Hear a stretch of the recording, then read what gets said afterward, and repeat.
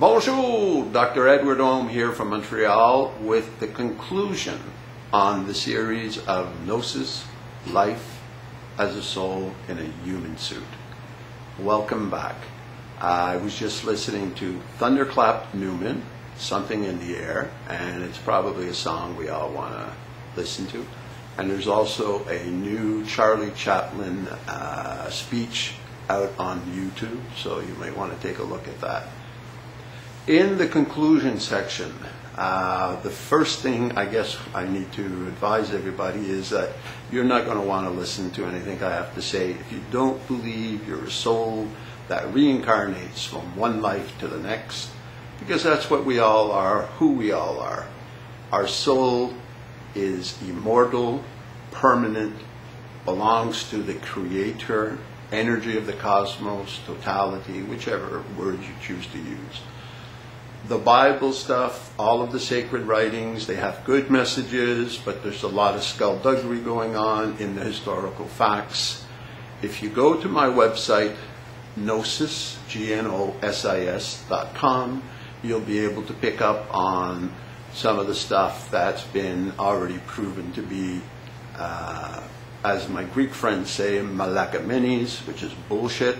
However, we have to live with it. And in the conclusion part, what I'm trying to put across is to help everybody understand what really, really counts in life is our soul. We're here experiencing life, experimenting life. For those that know about it, when we sleep at night, the body physically needs to sleep, the soul doesn't. It goes into the astral world, into sort of like different classrooms. We're all not the same soul age, we weren't all created at once, etc. So we do our learning, our studies, etc. And then we wake up the next morning with miraculous answers to questions that have been bugging us for a while, and we end up with the solutions. Where did they come from? They didn't just pop out of thin air. Actually, we went and got them in the astral world and brought them back to the here and now. In the situation of what can we do, there's really only one thing you can do. You have to look at yourself and choose, do I want to live my baser animal nature, which is your biology, basically. We all have a biological body. It's rented human suit, that's what I call it, for 100 years or so, and we have to give it back. And that has its own cellular biology, which is the predation type of stuff in animalism. Or are we going to live our higher self, which is our soul? And in order to get to that point, we need to get through the egos. The egos are the things that really get to us, that really stop us from being all that we can be. So what we want to do is, yes, we were likely, in high probability, created from a mix of alien and humanoid DNAs, and it wasn't only by one ET group. Yes, ETs are all around us in different dimensions, showing up, disappearing, what have you. Yes, some of them are mucking around with the Army and NASA and all the bad boys. Yes, there's the Illuminati. Yes, there's all the bad things out there. But as we all know, there's God's great green earth. God, I use the word loosely, meaning the creators, whatever the plan was for the creation of all these different planets. So in order to get work on our soul and our ego process, what we need to do, find out about the Tibetan process of meditation on the annihilation of the ego.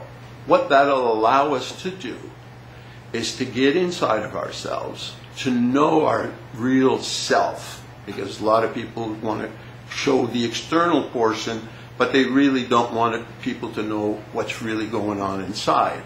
And really the only thing that's going to count, that's going to live on from one life to the next, is the soul.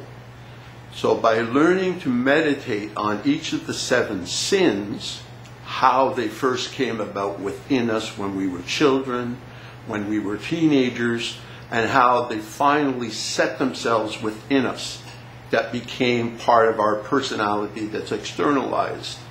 Not everybody has the same problems with all of the sins. Different sins, different people, thus the matrix of all who we are. A good place you might want to start is to take a look at your astrology. Maurice Cotterill, you'll read up on my website, with the sun science, explains how come astrology can work. What's the science behind it? While you're there, take a look at Lloyd Pye explaining to us how our physiology is impossible to have been created from the evolution of Cro-Magnon, Neanderthal, blah, blah, blah, and how, in all likelihood, highest probability factor, waiting for one genetic test, to explain that we were, in fact, combined between humanoid and alien DNA to make us who we are today. And we're great, let's face it. Except our mind, our ego side, has got problems. Now, is that from the ETs that are mucking around? Probably. Is it from the bad ETs? Probably. Read John Keel on Why UFO, and that's back from the 50s, but you'll get a good point. There's extraterrestrials, there are interterrestrials, there are extra-dimensionals, etc. There's a myriad of things. But all of that is really meaningless if we don't know who we are, if we don't know our soul, and if we can't do all that we need to do in order to be all that we can be. Excuse me, I have to take a glass of water. So it's up to all of us to take a look at ourselves and decide, what do we want to be?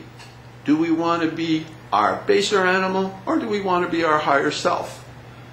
I believe that the ultimate goal of the experience of life is to raise our enlightenment consciousness to understand those factors and ultimately not be afraid, because fear, as you'll see in all your looking up on the internet or studies or what have you on sins, fear is the biggest problem. Because the society, the system, the ETs, whoever, everything sets things up to make fear control us, even our friends, other people, bosses, etc.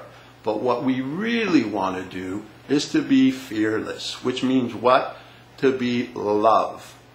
Now, the word I use for our creator, for the energy of the cosmos, is the word from Hindu, which is, you'll see on the picture, the top one, Om.